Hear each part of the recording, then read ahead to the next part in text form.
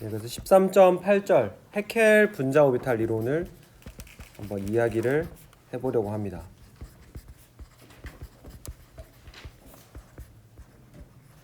그래서 뭐 정확한 발음은 휘켈에 가깝다고 하더라고요. 근데 휘켈에 가까운데 저는 배울 때 저희 선생님이 해켈이라고 발음하셔가지고 저는 해켈이 조금 더 익숙하네요.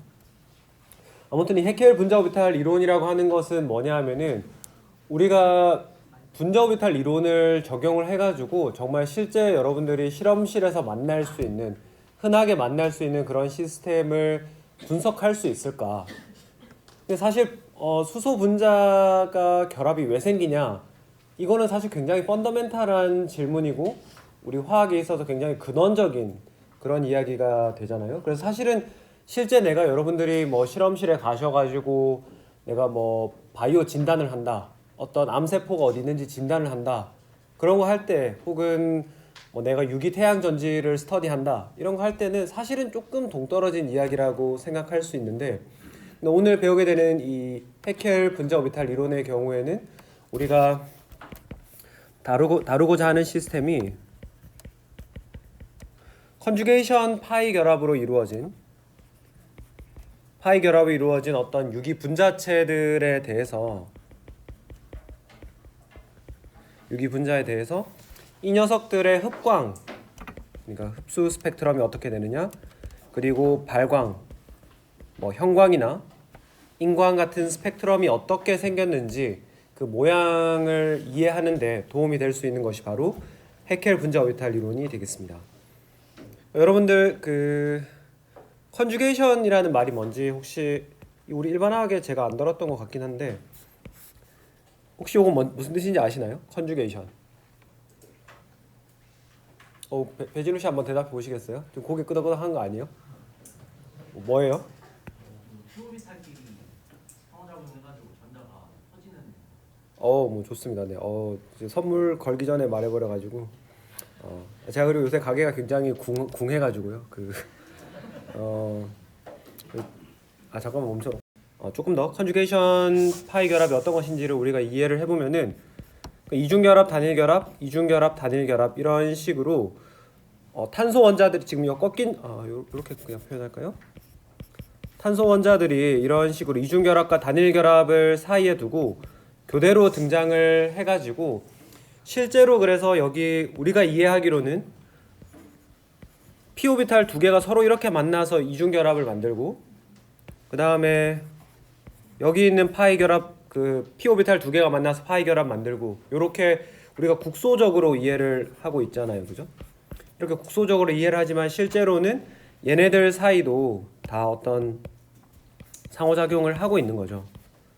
상호작용을 하고 있어가지고 분자 전체에 이렇게 그 p 오비탈들이 하나의 덩어리처럼 움직일 수 있는 그런 시스템을 우리가 컨주게이션 파이 시스템 뭐 그렇게 부릅니다.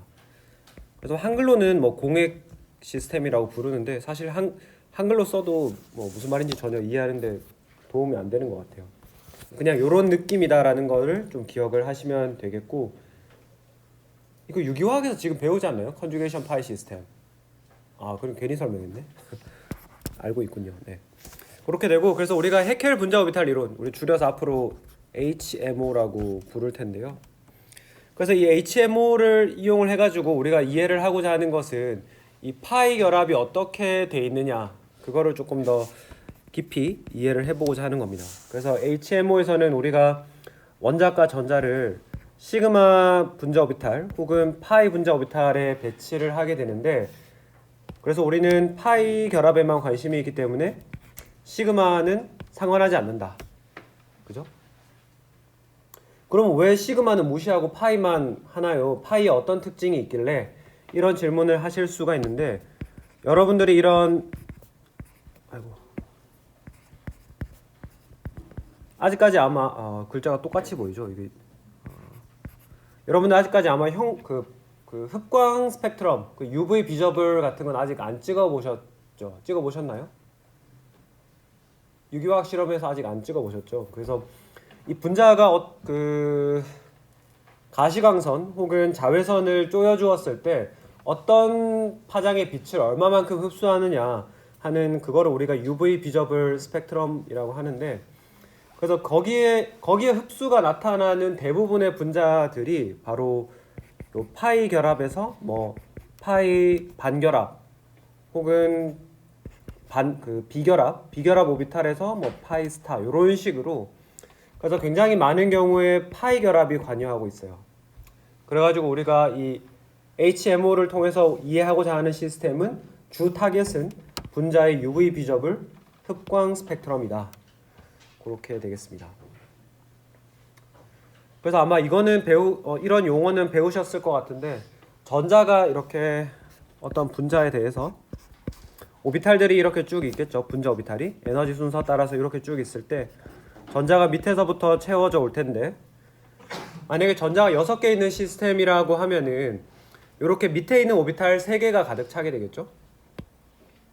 그래서 그러면 여기가 차 있는 오비탈이 되고, 그 다음에 위에 3개가 비어 있는 오비탈이 되겠는데, 우리가 특별히 관심을 가지는 것은 이 전자가 차 있는 것 중에서 가장 위에 있는 거, 그죠? 그래서 얘를 우리가 highest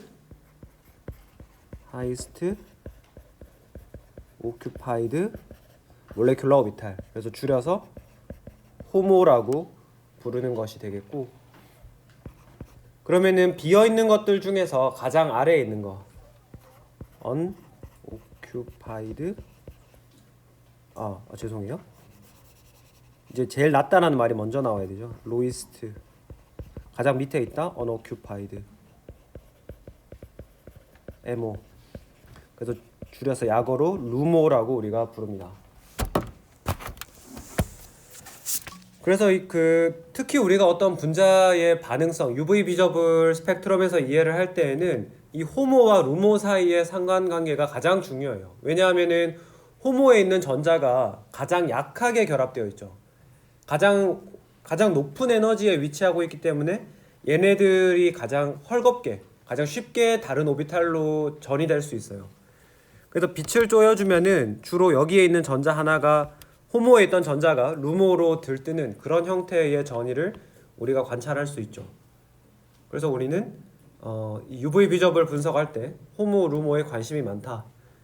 그리고 이 호모, 루모라고 하는 녀석들이 어떤 녀석, 컨주게이션 파이 시스템에 대해서는 얘네들이 p 오비탈로 만들어져 있는 그런 덩어리들이다. 그렇게 이해를 하시면 되겠습니다. 자, 그래서 우리가 다루고자 하는 시스템을 정성적으로 이해를 했으니까, 이제 지금부터는 슈레딩거 방정식을 통해서 우리가 좀 더 정량적으로 한번 이해를 해 보도록 할게요. 좀 더 밑으로 내려가서, 그래서 슈레딩거 방정식을 또 써봅시다.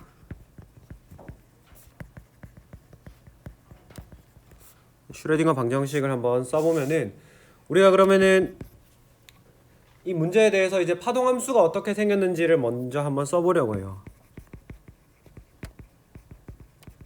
왜냐하면 이 시스템에 대해서 우리가 슈레딩거 방정식을 그대로 정말 우리가 이때까지 뭐 조화진 동자니 아니면 상자 속 입자니 이런 문제를 풀 때처럼 하면은 너무 복잡해요. 지금 원자도 너무 많고, 그죠?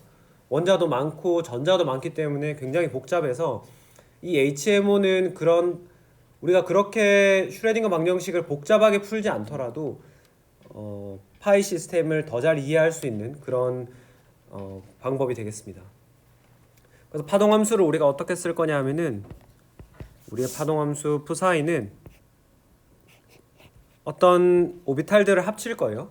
오비탈들을 합칠 건데, 이 i라고 하는 인덱스를 이용을 해가지고, 그럼 우리가 여러 개의 오비탈을 합친다라고 하는 거는 우리가 오비탈을 한두 개 쓸 게 아니다. 한 개 쓰는 게 아니라 뭐 2개 이상의 오비탈을 리니어 컨비네이션 할 거다.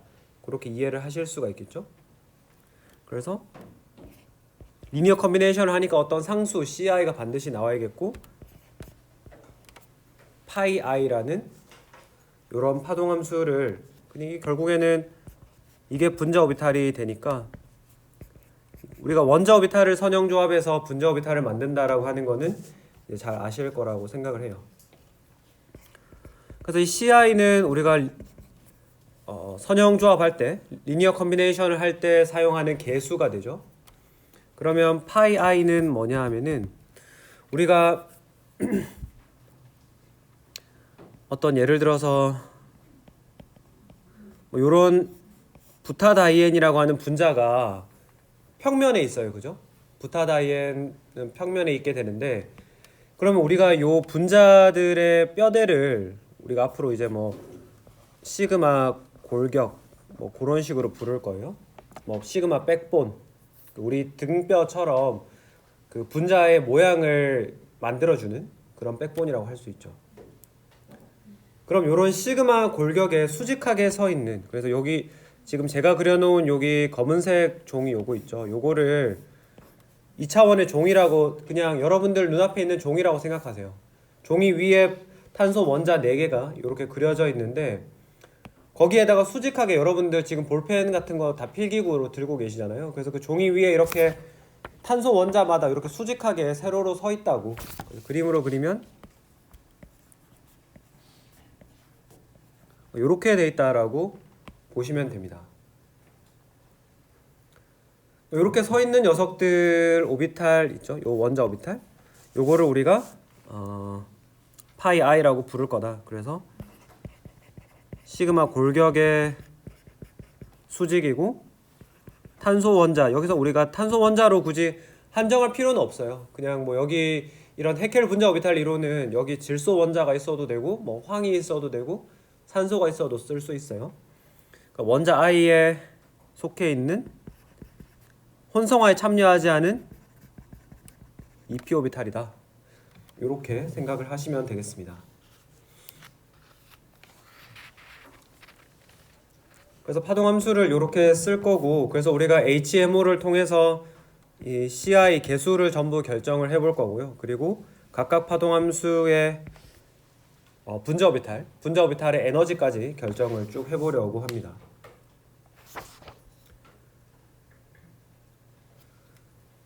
네, 그래서 이제 뭐 우리가 앞으로 다루게 될 시스템들이 가장 간단한 에틸렌부터 출발을 해가지고 그 다음에 뭐 지금 제가 그림에 그려놓은 뷰타다이엔 그리고 더 나아가서 우리가 그 유기화학에 꽂힌 벤젠까지 이렇게 쭉 가보려고 해요. 필기 더 하실 거 없으시죠? 넘어가도 새 페이지 열어도 괜찮겠죠? 네. 그러면은 4번 에틸렌을 한번 이해를 해봅시다. 에틸렌의 분자식은 C2H4예요. C2H4니까 뭐 이렇게 그릴 수가 있고 그럼 우리가 탄소 원자가 지금 1번, 2번 두 개가 있으니까 우리가 앞에서 썼던 파동함수식을 한번 살펴보면은 파이 1과 파이 2를 이용을 해가지고 우리는 분자 오비탈식 푸사이를 C1의 파이 1 더하기 C2의 파이 2 이렇게 나타낼 수 있죠.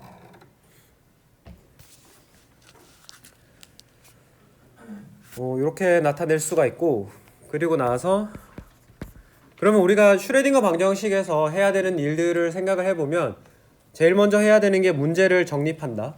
문제를 정립을 해서 어떤 시스템인지 파악하고 그러면 거기에 대한 우리가 슈레딩거 방정식의 해밀토니안 부분을 쓰죠.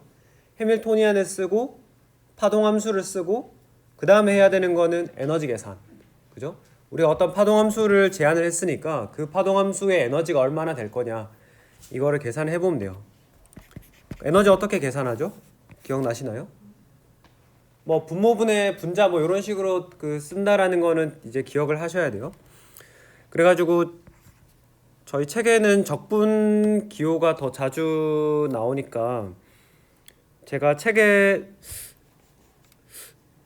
이런 꺽쇠 관로가 나왔나요? 제가 잘 기억이 안 나네. 꺽쇠 관로 잘 안 나오죠. 그냥 적분 기호만 나오죠. 이거 제가 제 무의식 속에서 그냥 쓴 것 같아요. 그래서 우리 책에 나오는 노테이션대로 다 따라갈게요. 그래서 이 푸사이라고 하는 분자 오비탈이 정규화되었다라는 보장은 없기 때문에 우리가 정규화될 수 있도록 이렇게 포함을 시켜주고 그 다음에 분자에는 이렇게 들어가게 되겠습니다.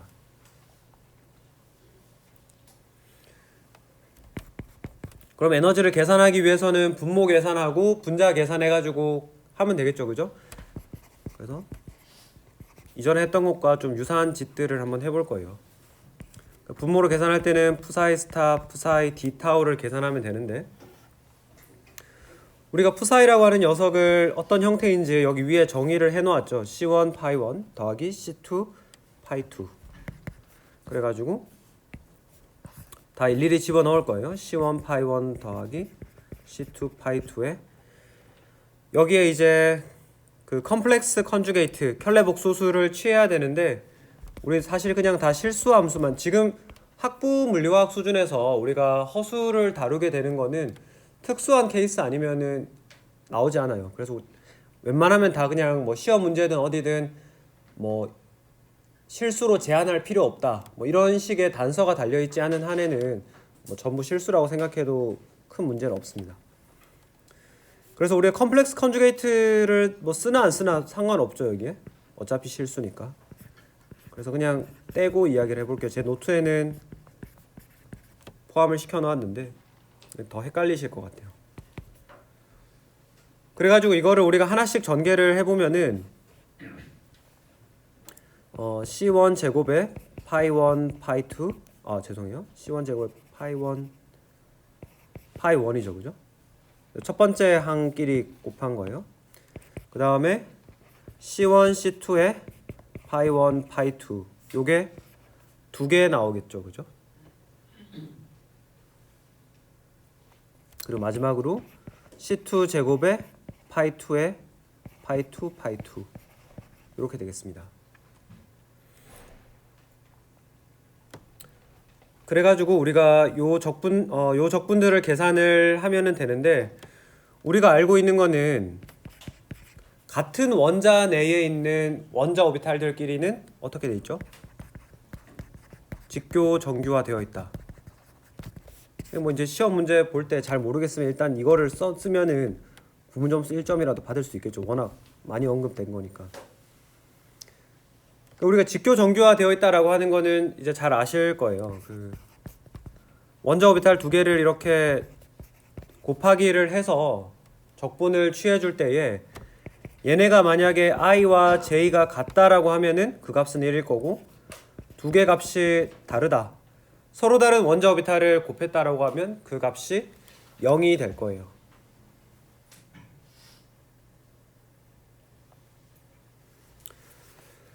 그래서 우리가 요거를 겹침 적분 S로 표현을 한다 그랬죠, 그죠? 그래서 우리가 앞으로는 여기 나오는 인덱스들 있죠. 뭐 I니 J니 하는 인덱스를 이용을 해가지고 겹침 적분이 어떤 파동함수 사이의 겹침을 나타내는지를 명시적으로 표현해 줄 거예요. 그러니까 이거를 앞으로는 SIJ라고 표현을 해볼게요. 그러면 이 위의 식으로 다시 돌아가면은 이거는 C1 제곱의 S11 2배의 C1 C2의 S12 더하기 C2 제곱의 S22 요렇게 될 겁니다.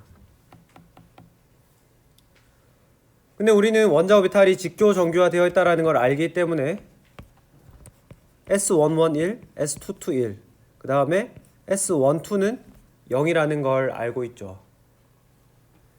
그러니까 이거는 분모는 C1 제곱 더하기 C2 제곱으로 주어지게 될 겁니다.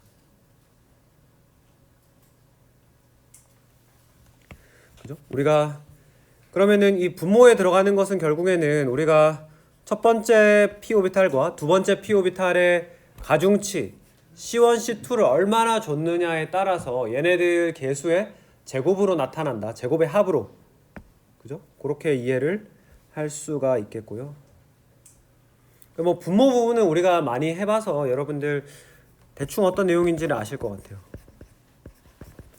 분자로 조금 가보도록 할게요. 분자는 뭐 비교적 조금 더 계산할 게 복잡하기는 한데 뭐 그래도 우리가 처음부터 따라가 보면은 크게 어려울 거는 없습니다. 그래서 여기에다가도 역시 마찬가지로 우리가 이 분자 오비탈을 원자 오비탈의 합으로 생각할 수 있으니까 얘를 C1 파이 1 더하기 C2 파이 2 사이에 해밀토니안 끼워 넣고 C1 파이 1 더하기 C2 파이 2 이렇게 계산할 수가 있겠죠. 이렇게 해가지고 컴플렉스 컨주게이트를 여기는 좀 의미는 없는데 그 뒤에 나오는 어떤 적분값들을 소개할 때 그 여러분들에게 일관성 그리고 일반적인 표현을 알려주기 위해서 그냥 남겨놓을게요. 사실 없어도 상관없어요. 지금 우리 문제 풀 때, 우리 이해할 때는. 근데 그 뒤에 나오는 여러 가지 적분들과 비교를 위해서. 그러면은 요거를 우리가 이제 분배 법칙을 통해서 다 풀어볼게요. 그러니까 첫 번째 텀, 두 번째 텀 사이에 해밀토니안을 끼워 넣으면은 총 4개의 텀이 나오겠죠, 그죠? 두 개를 하는데 그 사이에 해밀토니안 끼워 넣기만 하면 되니까. 그래서 쭉 전개를 해보면은 C1 제곱에 푸사이 1 스타의 해밀토니안 푸사이 1 D타우 파이 1이죠, 죄송해요.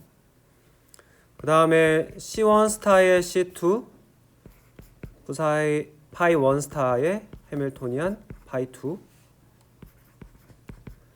그죠? 이렇게 지금 하나씩 제가 전개를 하고 있는 거예요. 그 다음에 C2 스타의 C1 그 다음에 푸사이 2 파이 2 스타의 파이 1 D타우 C2 제곱에 파이 2 스타 해밀토니안 파이 2 D타우. 제가 어차피 노트에 다 있으니까 사실 그거를 참고하셔도 됩니다. 이렇게 분배 법칙으로 다 풀었는 거예요. 그래서 요거를 뭐 굉장히 복잡해 보이지만은 우리가 이제 앞으로 해켈 분자 오비탈 이론을 이해할 때 가장 핵심이 되는 부분이 바로 요 부분이 있는데요. 이런 적분들 있죠. 뭐 지금 첫 번째 형태는 해밀토니안을 기준으로 앞뒤가 똑같아요. 파이 1 스타의 파이 1. 그죠? 요것도 해밀토니안을 기준으로 봤을 때 앞뒤에 똑같은 파동 함수가 있죠. 그죠?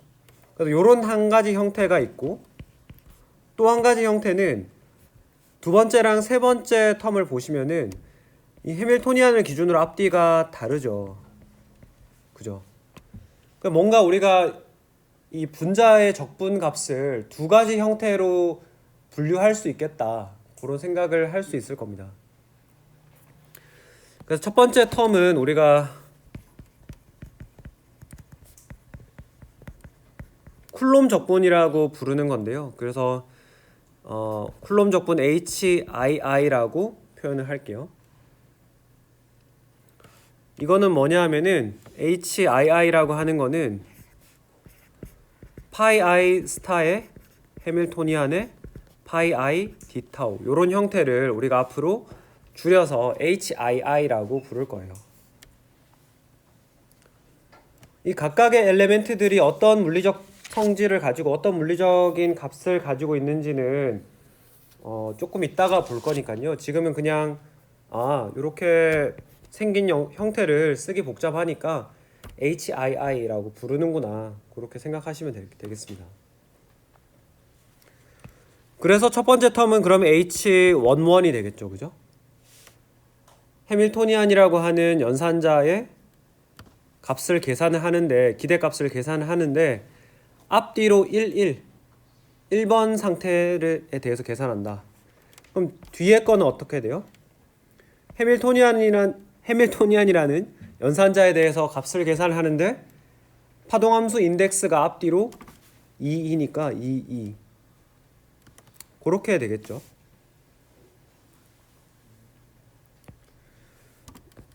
그 다음에는 우리가 뭐 교환 적분이라고도 부르고 또 많은 책에는 공명 적분이라고도 되어 있어요. 이거는 HIJ 형태로 주어지는데요. 여기서 I와 J가 다른 형태를 우리가 교환 적분, 뭐 공명 적분 이렇게 부릅니다.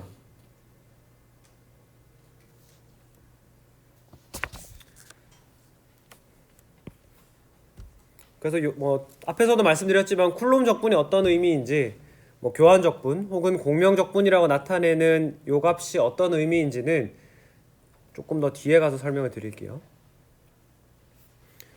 그러면 두 번째 텀은 어떻게 돼요? 두 번째 텀은 h 앞에 1 뒤에 2니까 h1, 2 뒤에 값은 h 2, 1 이렇게 되겠죠. 그래서 우리가 이런 노테이션들을 가지고 분자의 적분 값을 다시 한번 좀 더 깔끔하게 정리를 한번 해보도록 할게요. 정리를 하면은 C1 제곱에 H11이 되겠고, 그 다음에 C1 C2 여기서 H12 더하기 C2 C1 H21 그 다음에 C2 제곱에 H22. 그러니까 여기 오면서 제가 이제 다시 켤레 목소수를 그냥 제거해 버렸어요. 그러니까 여기 제가 요 쿨롬 적분의 정의와 교환 적분의 정의를 여러분들한테 잘못 전달드리면 안 되니까, 가장 일반적인 형태를 전달을 드려야 되니까 여기 컴플렉스 컨주게이트를 남겨 놓았고, 원래 식을 유도할 때, 분자식을 유도할 때도 여기 남겨 놓았는데요. 이제 그런 정의에 대한 부분은 우리가 다 이해를 했다고 보고, 밑에는 이제 편의를 위해서 제거를 하도록 하겠습니다. 편의를 위해서. 아무튼 이렇게 제거를 했고, 그 다음에 우리가 알고 있는 것은 해밀토니안이라고 하는 연산자의 특징은 이 뭐라고 해야 되지? 그 1, 2를 계산하나 2, 2를 계산하나 사실은 똑같아요. 우리가 그거 기억나시는지 모르겠는데 중간고사 문제 풀 때 어떤 연산자가 허미션이냐 아니냐 요거 했었던 거 기억나시죠? 그래서 해밀토니안 연산자는 허미션 연산자에 속하기 때문에, 그런 성질을 가지고 있기 때문에 서로 그 인덱스를 앞뒤로 바꾸는, 그러니까 쉽게 말하면 HIJ랑 HJI랑 같다는 거예요. 그런 특징을 이용을 하면 이 식은 더 간단화돼서 C1 제곱 2배의 C1 C2 H12 더하기 C2 제곱에 H22 이렇게까지 정리를 할 수가 있겠습니다.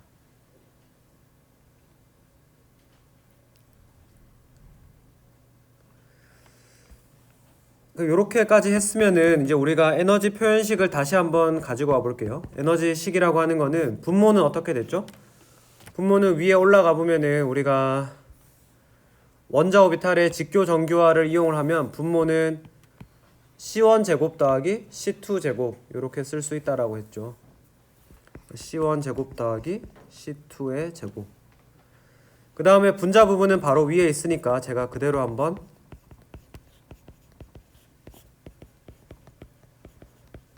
이렇게 쓸 수가 있습니다. 결국에 이 식이 의미하는 거는 뭐냐 하면은, 여러분이 어떤 임의의 함수를 하나 만들었어요. C1 파이1 더하기 C2 파이2. 사실 파이1이랑 파이2는 우리가 탄소 원자의 2p 오비탈을 가져왔기 때문에 얘네 모양은 결정돼 있죠. 얘네 모양은 시그마 골격을 따라서 수직하게 서 있는 녀석들이라고 정해져 있기 때문에 모양은 결정돼 있고, 그 말은 결국에는 지금 이 H11, H12, H22의 값은 이미 결정이 되어 있는 거예요. 우리가 p 오비탈 모양이 어떻게 생겼느냐에 따라서 결정되는 것들이기 때문에. 그럼 여러분들이 여기서 에너지식에 영향을 미칠 수 있는 방법은 이 개수 C1이랑 C2를 조절을 해가지고 에너지 값을 조절을 할 수 있죠. 바꿀 수가 있죠. 그죠? 그러면 우리가 앞에서 그 이야기를 했었는데, 그럼 실제 분자 오비탈, 우리가 제안하는 요런 분자 오비탈이 실제 모양, 그 참값에 가깝게 가도록 해주고 싶어요. 그럼 C1이랑 C2를 어떻게 선택하면 돼요?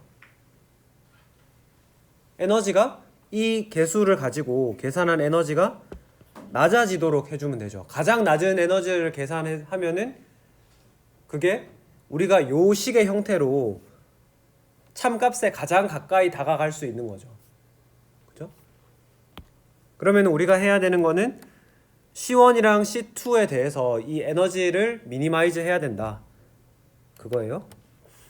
근데 지금 이런 식으로 개수가 분모에 들어있으면 여러분들 그 미분하기가 굉장히 힘들죠. 그죠? 깨끗하지가 않죠. 그래서 우리가 이 식의 모양을 이 분모를 양변에 곱해주고 난 다음에 정리를 해가지고 C1 제곱에 H11 빼기 2 더하기 C2 제곱에 H22 마이너스 2 더하기 2배의 C1 C2 H12 이꼴 0 요렇게 쓸 수 있죠. 그죠? 요거 분모에 있던 부분이 여기로 가 있네요. 지금 하는 게 약간 좀 뭐 하는 짓이지 약간 머리가 멍해질 수 있는데 조금만 더 정신 차리면은 그 터널이 끝이 납니다. 제가 앞에서도 말씀드렸죠. 그러면은 우리가 제안하는 형태의 파동함수가 가장 실제 모양, 가장 참값에 가깝게 다가가게 해주려면은 C1이랑 C2에 대해서 C1이랑 C2를 조절해서 에너지를 미니마이즈 해야 된다. 극소값을 찾아야 된다. 그러면 우리가 해야 되는 거는 미분인데 지금 여러분들한테는 변수가 두 개 있죠. C1이라는 변수와 C2라는 변수가 두 개 있기 때문에 우리가 앞에서 이야기했던 상미분, 여러분들이 그 많이 쓰는 DDX 이런 게 아니라 파셜, 그 라운드 기호 있죠. 꼬브랑 숫자 6 꼬브랑으로 쓴 것 같은 거. 그래서 라운드 2를 에너지를 개수에 대해서 편미분을 해야 돼요. 그래서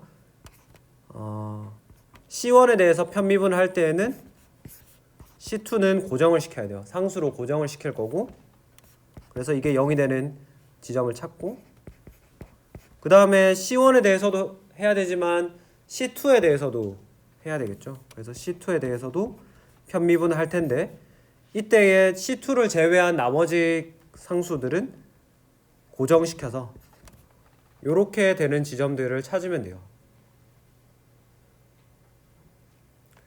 아니 그러면은 그 우리가 고등학교 때 극소값 찾을 때는 y를 x에 대해서 미분한 다음에 0 되는 점 찾아서 하나밖에 없었는데 그럼 뭐냐, C1에 대한 극소값 따로 있고 C2에 대한 극소값 따로 있는 거 아니냐, 식이 두 개니까 그렇게 생각하실 수가 있는데 요 식이 두 개가 묶여가지고 하나의 식이 될 거예요. 그러니까 걱정하실 필요 없다. 몇 개의 C가 등장하더라도 묶여가지고 하나의 식이 된다. 그래서 한번 해볼게요. 그래서 에너지를 C1에 대해서 미분하는데 C2는 고정이에요. 여기 식을 한번 봐볼까요? 제일 위에 이 위에 있는 식을. 그 C1이랑 C2 말고는 다 그냥 상수라고 생각해요. C1을 제외하고는 다 상수라고 생각해요. 그럼 어떻게 되죠? 첫 번째 텀은 2배의 C1이 되겠죠. 그 다음에 H11-2가 나올 거예요. 그죠? 그냥 얘도 H11-2 이것도 그냥 상수예요. 다 상수. 그렇게 될 거고, 그러면 두 번째 텀은 어때요? 두 번째 텀에는 C1이 등장하나요? 여기는 C1이 전혀 등장하지 않죠.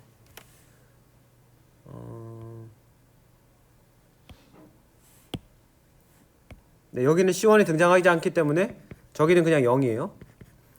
그 다음에 마지막은 어때요? 마지막은 C1이 1차식으로 등장하죠. 그러니까 남는 거는 2 곱하기 C2 곱하기 H12 이렇게 되는 거예요. 그러니까 지금 뭐 C니 H니 하니 이런 변수스럽게 생긴 녀석들을 사용하니까 여러분들이 헷갈릴 수 있는데 여기 C1만 X라고 생각하고 나머지는 뭐 A, B, C 이런 상수라고 생각해도 무방합니다. 이게 0이 된다고 했고, 그 다음에 라운드 2, 라운드 C2를 C1에 대해서 해보면은 이번에는 첫 번째 텀에 아무것도 없으니까 사라지고 두 번째 텀에서 2배의 C2 H22 마이너스 2 빼기 2 더하기 2배의 C1 H12는 0 요렇게 되는 겁니다.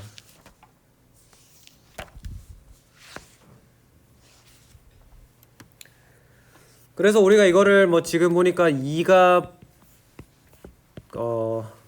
공통적으로 약분될 수 있죠. 그러고 나면 남는 게 C1 요렇게 제가 한번 써볼게요.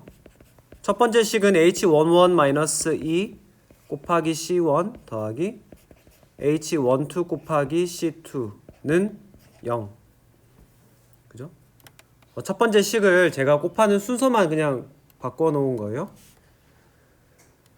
그 다음에 두 번째 식은 H22-2 C2 더하기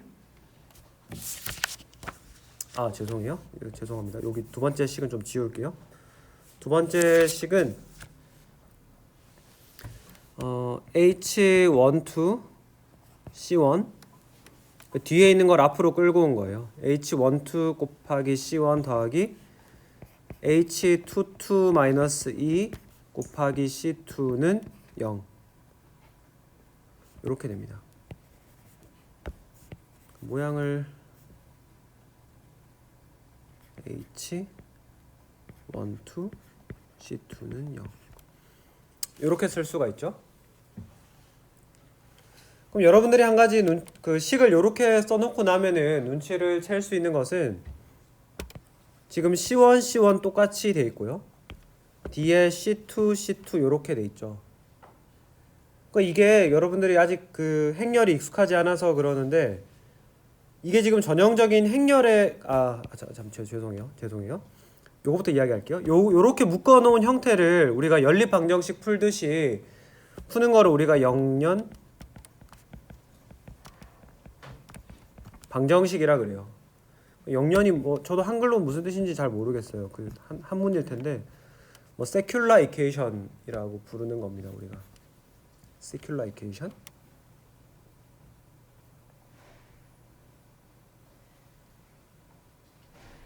근데 이 영연 방정식 형태로 풀어도 되지만은 우리가 이거를 보면은 매트릭스 형태, 행렬 형태라는 거를 좀 주의 깊게 보면 알 수가 있고 어떤 행렬이냐 하면은 이거를 H11 빼기 2 그 다음에 H12 H22 마이너스 2 요렇게 쓸 수가 있죠. 앞부분을. 그리고 거기에 C1, C2라는 매트릭스를 곱해준다. 그랬더니 00이 등장하더라.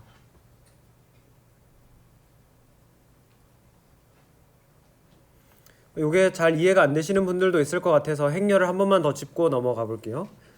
행렬은 여기를 뭐 이렇게 나눌 수가 있죠. 이렇게 나누어 가지고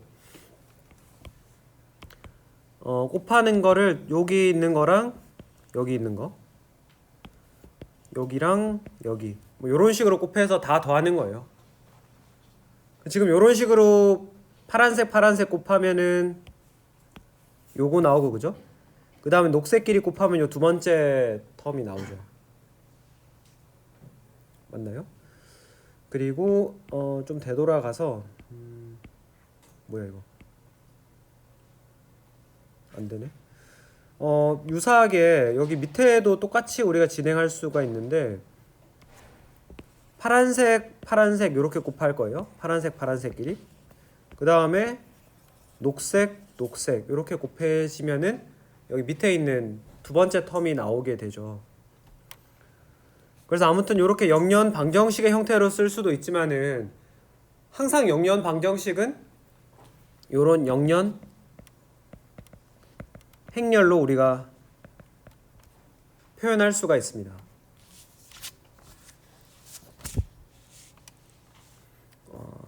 변분 원리 했고 영연. 그럼 결국에는 우리가 여기 이 방정식 영연 행렬식 혹은 영연 방정식을 풀면은 우리가 알고 싶은 개수를 알 수 있죠. C1, C2를 줄 수 있거든요. 이 방정식을 풀면 C1, C2가 결정된다는 거는 곧 파동함수의 모양이 어떻게 생겼는지를 결정을 하는 거고, 그럼 C1, C2를 바탕으로 우리가 에너지를 결정을 할 수가 있다라는 거예요. 제가 한 번 더 강조를 드리면은 H11, H12 이거는 이렇게 색 칠하니까 똑같은 색이 나오네요. 빨간색으로 칠해 볼게요. 이 빨간색으로 칠한 거는 우리가 이미 다 알고 있는 값이에요. 그러니까 우리가 지금 제가 구체적으로 설명을 안 드려서 그렇지 우리가 다 계산할 수 있는 값들이에요. 그러니까 해켈 분자 오비탈 이론에서 이 쿨롬 적분의 값은 얼마로 써라, 뭐 그 교환 적분의 값은 얼마로 써라, 다 이 사람이 만들어 놨어요. 그럼 우리가 모르는 거는 C1, C2 에너지인데, 근데 우리가 슈레딩거 방정식 푸는 거랑 똑같죠. 파동함수 모양 알기 위해서 C1, C2 계산해야 되고, 그걸 바탕으로 에너지 계산해야 되고, 그죠? 그렇게 된다. 그러면은 요 방정식을 한번, 요 영연 행렬식을 한번 풀어봅시다. 풀어볼 때 우리가 처음 생각해낼 수 있는 것은, 여러분들 중에서 이런 솔루션을 생각하는 사람이 있을 수도 있어요. C1도 0이고 C2도 0이면은 이 식이 만족되는 거 아닙니까? 당연히 만족되죠. C1이 0이고 C2가 0이면 이 앞에 값이 뭐더가 나오던지 간에 그냥 뭐시기 곱하기 0 더하기 뭐시기 곱하기 0 이렇게 되니까 이 앞에 뭐가 나오던지 간에 무조건 0이에요. 뭐 그러니까 식이 당연히 만족이 되겠죠. 근데 이거는 C1, C2가 둘 다 0이다. 그럼 파동함수가 뭐라는 거예요? 파동함수가 0이라는 거니까 뭐 어떤 입자도 존재하지 않고 있는 그런 형태가 돼버리는 거죠. 그러니까 이거는 물리적으로 봤을 때 아무 의미도 없는 그런 해가 되겠습니다. 그러면 우리가 물리적으로 의미가 있는 해는 어떻게 찾느냐, 예전에 한번 이런 이야기를 했었던 것 같은데, 여기 앞에 나오는 부분 있잖아요. 이 부분, 제가 빨간색으로 박스 친 이 부분의 행렬식이 0이 되면 돼요. 그러니까 행렬식은 우리가 짝대기 두 개로 이렇게 표현한다 그랬죠.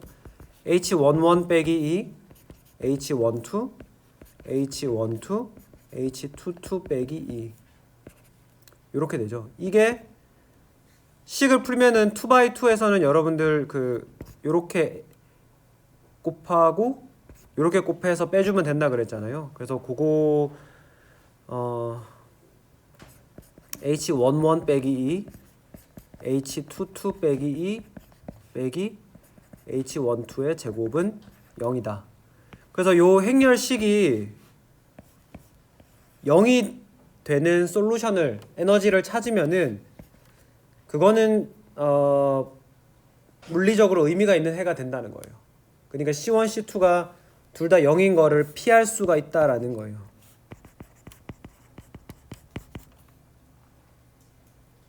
이해되시나요? 그래서 우리가 지금 하고 있는 거를 조금 복습을 한번 하면서 좀 진행을 해볼게요. 그래서 우리가 하는 게 지금 파동함수 푸사이를 이런 탄소 원자 p 오비탈의 선형 조합으로 만든다. 이렇게 만들 수가 있고, 그러면 그때의 에너지는 어떻게 되느냐? 각각 이 파동함수를 가지고 계산해 봤더니 C1 제곱 더하기 C2 제곱, 그 다음에 C1 제곱에 H11, C1 C2에 2배의 C1 C2 H12 더하기 C2 제곱의 H22다. 이렇게 얻었어요. 근데 우리가 가장 좋은 퀄리티의 에너지를 얻기 위해서는 에너지를 개수로 미분했을 때 0 되는 값을 찾아야 된다. 그렇게 했더니 우리가 어떤 영연 방정식이라고 하는 걸 얻을 수가 있었고, 근데 그 영연 방정식을 우리가 풀기 위해서 영연 행렬식을 만든다. 그 영연 행렬식이 바로 이거예요. 그래서 무슨 짓을, 계속 이런 짓을 왜 하냐 하면은 결론적으로 우리가 알고 싶은 거는 이 시스템의 에너지 E가 어떻게 되고 파동함수의 모양이 어떻게 생겼느냐, 즉 C1이랑 C2 개수가 어떻게 생겼느냐, 요거를 알고 싶어서 계속 이 짓을 하고 있는 거예요.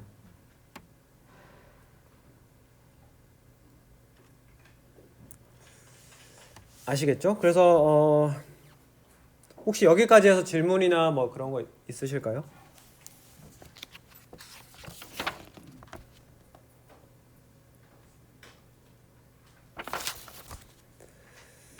굉장히 좀 복잡하다고 느낄 수 있는데 좀 한번 해보고 나서 적용을 해보면은 비교적 잘 하실 수 있을 거예요. 좋습니다. 넘어가도록 하겠습니다. 그렇습니다. 그래서 이제 계속 하면은 그래서 우리가 지금 이제 9번 들어갈 텐데 우리가 이제 뭐 쿨롬 적분이니 교함 적분이니 하는 값들을 사실 지금 어떤 기호의 형태로만 남겨놓았지 우리가 이 값들의 물리적인 실체에 대해서는 잘 모르잖아요. 그래서 그걸 한번 알아보도록 하겠습니다. 쿨롬 적분, 교환 적분의 물리적 의미. 그래서 쿨롬 적분의 경우에는 우리가 앞에서 이야기했지만은 HII 형태라고 했죠.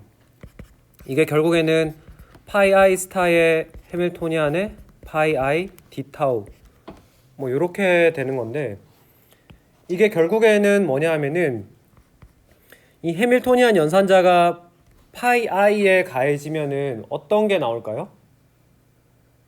해밀토니안은 에너지를 계산하는 연산자죠. 그러니까 파이 I라고 하는 오비탈의 에너지가 나올 건데 파이 I가 무슨 오비탈이었죠 이게? 이게 탄소 원자의 EP 오비탈을 의미하고 있잖아요. 탄소 원자의 EP 오비탈의 에너지가 나오게 되는 거예요. 그래서 우리가 이 값을 알파라고 두고 물리적인 의미는 탄소 원자 EP 오비탈의 아토믹 오비탈의 에너지가 되겠습니다. 그러면 물론 탄소 원자들이 주변에 뭐 탄소가 몇 개 있느냐, 수소가 몇 개 있느냐에 따라서 값이 이 알파 값이 조금씩 달라질 수는 있지만은 뭐 대동소이하다고 볼 수 있어요. 그래서 우리가 이 쿨롬 적분 HMO 이론 내에서는 쿨롬 적분의 형태가 나타나면 그것은 무조건 알파 값이라고 두시면 되겠습니다. 그 다음 두 번째는 교환 적분이라고 하는 것이 있는데요. 이 교환 적분이라고 하는 것은 두 개의 인접한 탄소 사이의 상호작용을 보는 형태예요. 왜냐하면은 HIJ로 주어지는데 I와 J가 다르다라고 했으니까 이렇게 되죠. 그래서 I에 있는 탄소 원자 I에 있는 그 p 오비탈과 탄소 원자 J에 있는 p 오비탈 사이의 상호작용을 보는 그런 게 되겠습니다. 그래서 교환 적분의 경우에는 우리가 I와 J가 다른 경우라고 했는데 특별히 그 헤켈 분자 오비탈 이론 내에서는 I가 J보다 하나 크거나 혹은 하나 작을 때 그러니까 탄소 원자 I가 J와 인접해 있는 경우에만 우리가 어떤 실체적인 의미를 가지고 그 값을 우리가 베타라고 이야기를 할 겁니다. 이 외의 나머지 교환 적분 값들은 전부 0으로 우리가 취급을 한다는 거죠. 그러니까 여기 수식으로 나타냈으니까 여러분들이 조금 당황할 수 있는데요.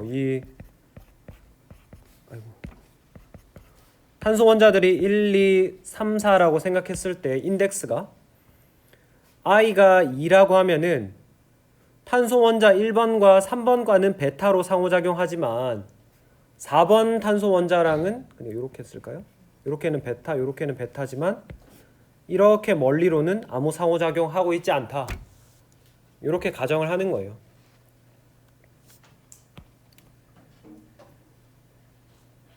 그럼 우리가 지금 쿨롬 적분이랑 교환 적분의 물리적 의미도 이제는 알게 됐죠. 물리적 의미도 알게 됐으니까 그러면은 앞에서 이야기한 에틸렌의 경우에 대해서 에틸렌의 경우를 영연 행렬식 요거 있잖아요. 여기를 우리가 알파 베타로 한번 표현을 해줘 봅시다. 알파 베타로 하면은 쿨롬 적분은 일단 알파로 다 바뀌죠. 그 다음에 여기 교환 적분 H12니까 1, 2면은 서로 한 개 차이 나잖아요. 1, 2는 베타로 남게 됩니다. 그래서 알파 빼기 2, 그 다음에 베타, 베타, 알파 빼기 2 이렇게 된다라는 거죠. 그래서 요게 이제 0이 될 때, 요런 행렬식이 0이 될 때 우리가 물리적으로 유의미한 의미가 있는 결과를 얻을 수가 있다라고 했으니까, 그럼 제가 여기서 또 거듭 강조드리는 거는 알파, 베타는 이미 결정된 상수예요. 그럼 우리가 알고 싶은 거는 에너지 E를 계산을 하면 된다라는 거죠. 그래서 알파 마이너스 2의 제곱 빼기 베타 제곱이 0이 돼야 된다. 그 말은 에너지가 알파 플러스 베타도 있겠고 알파 마이너스 베타 이렇게 두 개가 주어진다라는 걸 여러분들이 알 수가 있죠.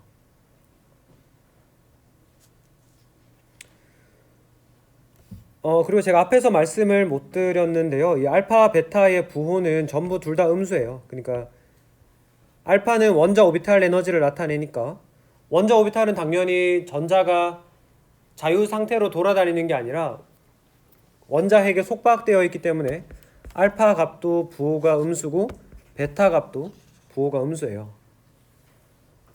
그러면은 알파 더하기 베타, 알파 빼기 베타 둘 중에 누가 더 작은 숫자, 더 낮은 에너지를 나타내고 있을까요? 알파 더하기 베타 둘 다 음수니까 음수를 더해준 게 더 작은 값을 나타내고 있겠죠. 그래서 우리가 오비탈 에너지를 나타내면은, 그러니까 뭐 이런 식으로 우리가 나타냈었잖아요. 앞에서 탄소 원자 P1, P2를 아토믹 오비탈을 상호작용 시켰더니 알파 플러스 베타라는 게 하나 나오고 알파 마이너스 베타라는 분자 오비탈이 생기더라. 그렇게 되겠습니다.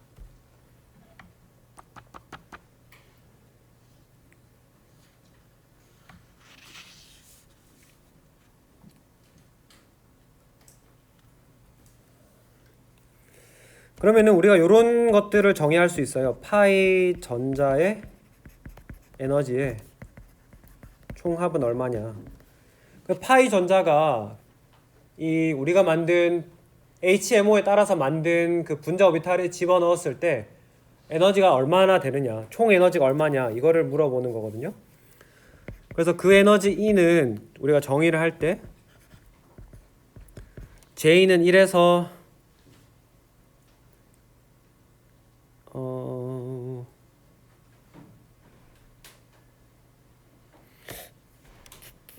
잠시만요.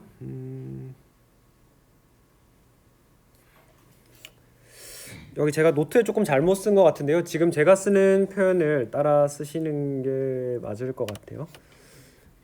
NJ 곱하기 EJ. J는 1에서 1까지밖에 없네요. 네. 제가 지금 노트에는 여기를 2라고 써놨는데요. 2가 아니라 1로 쓰셔야 된다는 거예요. 왜 하나씩 설명을 드릴게요. 지금 여기서 말하는 J라고 하는 거는 분자 오비탈 J를 의미하는 거예요. 몇 번째 분자 오비탈이냐? 뭐 E1이라고 하면은 첫 번째 분자 오비탈, E2라고 하면 두 번째 분자 오비탈. 그렇게 되는 거예요. J는 분자 오비탈을 나타내는 인덱스다. 근데 우리가 지금 에틸렌이라고 하는 분자에는, 이런 분자에는 파이 오비탈에 들어있는 전자가 두 개밖에 없죠. 파이 전자가 두 개밖에 없기 때문에 그러면은 파이 오비탈은 몇 개 필요해요? 한 개만 있어도 되죠. 그죠? 그러니까 지금 이렇게 분자 오비탈을 만든다라고 했을 때 전자가 두 개밖에 없기 때문에 가장 밑에만 차게 되죠. 그래서 이 분자 오비탈에 대한 인덱스 J를 1만 하면 돼요. 그냥 1만 고려하면 되죠.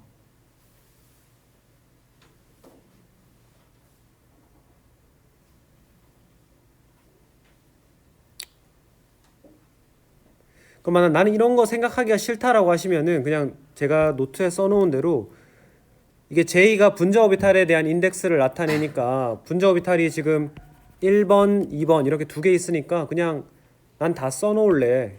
그 다음에 이렇게 계산하시면 돼요. 그 다음에 NJ는 분자 오비탈 J에 들어있는 전자의 개수를 의미를 하고요.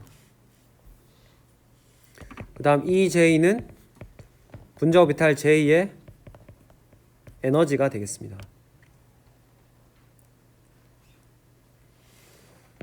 그럼 이 주어진 식을 따르면은 N1, E1, N1 곱하기 E1 더하기 N2 곱하기 E2 이렇게 되겠죠. 이렇게 쓰면은 첫 번째 오비탈에 전자가 몇 개 들어있어요? 첫 번째 분자 오비탈에 전자가 2개 들어있죠. 그러니까 2 곱하기 그때 에너지는 알파 더하기 베타. 두 번째 오비탈을 그럼 N2는 얼마예요? 두 번째 오비탈에 들어있는 전자의 개수니까 이때는 0 곱하기 알파 마이너스 베타 이렇게 되겠죠. 제가 아까 전에 앞에서 이 인덱스를 1로 바꾸라고 했었는데 1로 바꾸라고 했었는데 나는 이런 거를 미리 분자 오비탈에 파이가 몇 개 들어있고 이런 거 나 따지고 싶지 않다라고 하시면은 그냥 뒤에 의미 없는 텀을 이렇게 쓰셔도 상관없습니다. 아무튼 이렇게 해서 계산하면은 에틸렌이라고 하는 분자는 파이 오비탈의 에너지가 2알파 곱하기 2알파 더하기 2베타 이런 식으로 주어지겠죠. 그러면은 얘가 그냥 단순하게 탄소 원자가 이렇게 시그마 결합으로만 연결돼 있는 거랑 비교해서 에틸렌이 되면서 파이 결합이 이렇게 하나 더 생기면서 추가적으로 안정화되는 거는 얼마 정도냐, 그걸 한번 알아보고 싶은데요. 그걸 알아보려면은 이 밑에 있는 단일 결합으로 연결돼 있을 때를 한번 생각을 해보면은 탄소 원자가 알파만큼의 에너지를 가지고 있을 거고 여기 있는 탄소 원자도 알파만큼의 에너지를 가지고 있겠죠. 그럼 에틸렌이 2알파 더하기 2베타만큼의 에너지를 가지고 있는데 단일 결합만 존재할 때는 2알파의 에너지를 가지게 됩니다. 그래서 우리는 이 파이 결합이 추가적으로 생김으로써 2베타만큼의 안정화가 발생한다라는 걸 알 수가 있죠.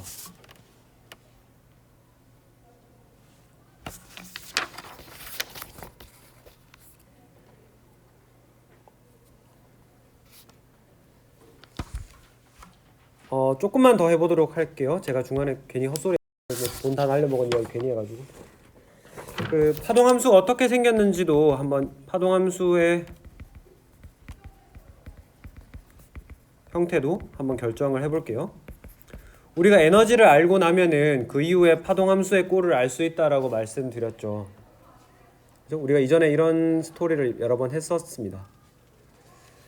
그래서 우리가 가장 낮은 에너지를 가지는 알파 플러스 베타의 에너지를 가지는 오비탈이 어떻게 생겼느냐, 그걸 알아보고자 하는데요. 이거를 어떻게 구할 수 있냐면은 에너지의 구체적인 값을 앞에서 쓴 영연 방정식에다가 다시 집어넣어요. 영연 방정식의 형태를 보면은 C1의 알파 마이너스 2 더하기 C2의 베타는 0.